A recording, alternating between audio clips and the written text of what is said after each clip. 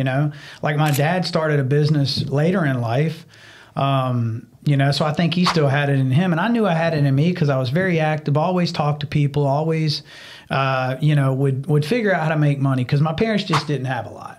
And I mean, I literally would go around with a lawnmower and knock on doors that had tall grass. I mean, like simple things that I thought made sense. Well, his grass is tall. I can cut his grass, work a deal, and let's make a little bit of cash. So, but I just didn't have the parents guiding me because my parents made very little money. They couldn't teach me about money, you know? So that's what I try to do. I try to go, okay, if I could go back when I was a kid, what would I want my parents to teach me? And that's what I try to do with my kids now. I gotcha. Let's just real quick, I'm just curious about this. Let's go back to when you were a kid real quick and talk on what flipped the switch if you wanted to be an entrepreneur? Because you said there was one day you were just like, you know what, I'm done working for money. Oh, now that was, that's when I got laid off from the company. Okay. In 08.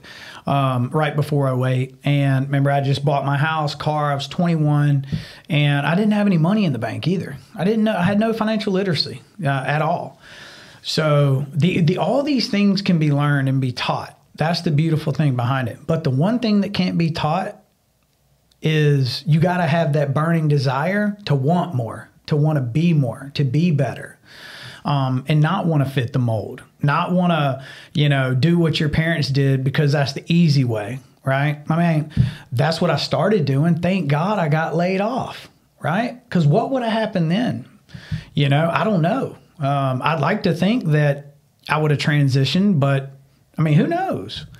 So that kind of lit the fire when I lost my job and had no money saved and had to move back in with my dad and sell my house and sell my car and buy a crappy car, you know, and start from scratch. I mean, what do you call that? Turning point. Yeah. Rock bottom. It's crazy how you're most thankful for what at the time was probably your worst moment in life.